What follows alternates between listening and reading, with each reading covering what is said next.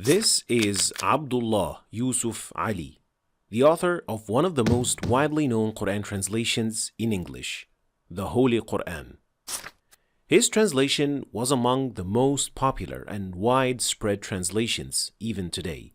The reason for this was being one of the earliest translations to be done by a Muslim.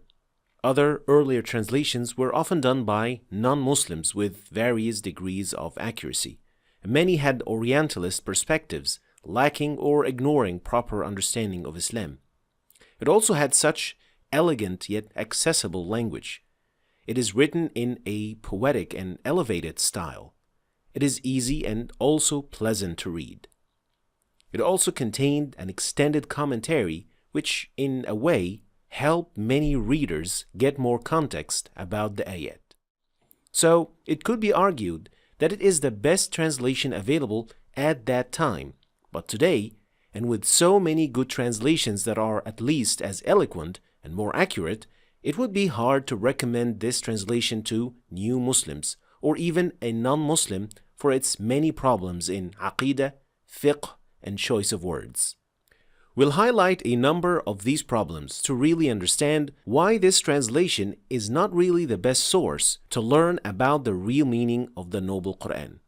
We've used the 1946 edition in our research in case you want to check and see for yourself. So, let's get started from Ayah 25 from Surah Al-Baqarah, where the author writes footnote 44. In this footnote, he clearly states that heaven and hellfire are symbols and not actual places that do exist. While this is a confirmed fact in many ayat of the Quran itself and also in the authentic hadith. So this opinion goes basically against everything. Next, in Ayah 35, in the first mention of the story of Adam, he describes the garden where Adam was at as well as the tree mentioned in the story to be allegorical. In other words, not real and just symbolic. This clearly goes against a proper understanding of the story of Adam and what had happened to him and his wife, and basically goes against every single tafsir there is, including that of the Sahaba.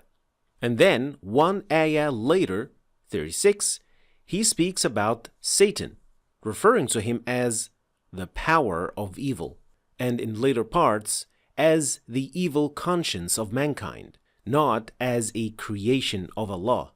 This is also in accordance with his corrupt understanding that jinn are not actual creatures, but they are the hidden qualities and capacities of men, as he indicated in note 929. He continues that them being described as fantastic beings was a product of folklore stories like the Arabian Nights. This certainly goes against the clear meaning of the ayat in the Quran, as well as the numerous authentic hadith that jinn are actual creatures. This also caused him to fumble other verses in the Quran to maintain this wrong understanding, like in the ayah of Surah Al-Ahqaf about some of the jinn listening to the Quran, claiming that Allah was referring in this ayah to some kind of men who were listening, but not jinn as different creatures. Next, in Ayah 167, Surah Al-Baqarah, he comes up with an outlandish idea that every human will pass through the fire of repentance and regrets. This is a unique concept that goes against the authentic hadith that not all mankind will enter hellfire. Yes, every single human will have to pass over the fire, also known as as-sirat, but not through fire. And what is fire of repentance and regrets? This concept is something that was not mentioned in the Quran or the Sunnah. It's just a weird idea.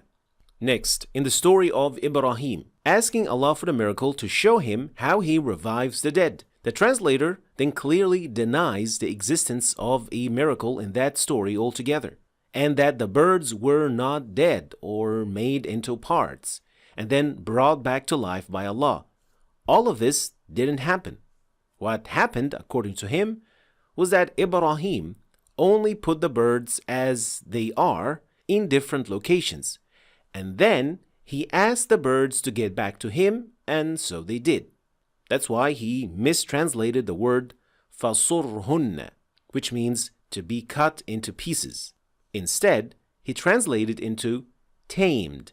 And so this understanding kind of makes the entire story meaningless, since Ibrahim at the beginning of the story asked Allah to show him how he gives life to the dead, and then he proceeds to tame birds and ask them to come back to him. This understanding is just simply incorrect and makes no sense. One more example about the inaccurate word choice. In Ayah 275, in the Ayah where Allah prohibits any kind of riba. Now, the word riba in Arabic means an increase. And so, the only proper translation for this word according to the Arabic meaning and according to this context is interest. So, an increase, whether that is 1% or 20%. Any interest is riba. But in this translation, he uses the word usury, and usury is not the same as interest. In fact, usury is an exorbitant rate of interest or very high interest. So there is a big difference. And according to his understanding, the actual definition of usury is not really clearly set. And so he puts forward a definition that he does accept. And in that definition, he, of course, excludes the economic credit and the modern banking system, which, of course, contains interest as its core principle. And all of these examples were just from a simple scanning to Surah Al-Baqarah. The deeper you dive, the more you will find. So in what is known as the ayah of Al-Hijab, so in Surah Al-Ahzab 59, referring to this ruling in this ayah as a not absolute rule. So if not observed, then God is oft forgiving and most merciful.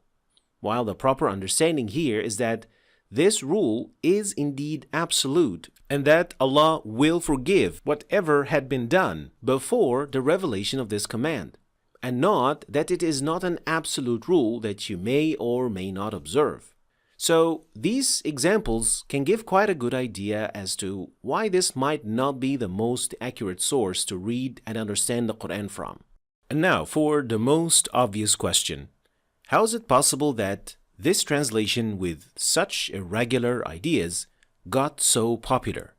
Well, because of its unique and easy style, a lot of people saw potential in fixing it.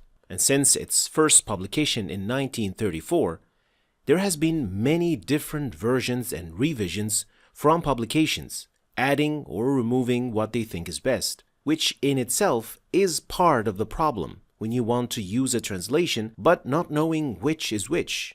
Even with the more popular versions, like the Saudi revision, which managed to fix many of the problems and inaccuracies, there are still some traces of inaccuracies that can be found.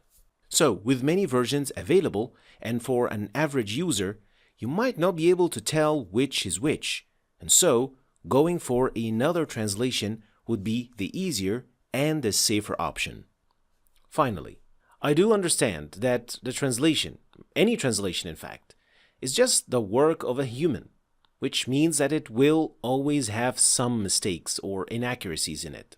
But for a beginner Muslim or a non-Muslim, you want to give them the image or the idea that is closest to the original one.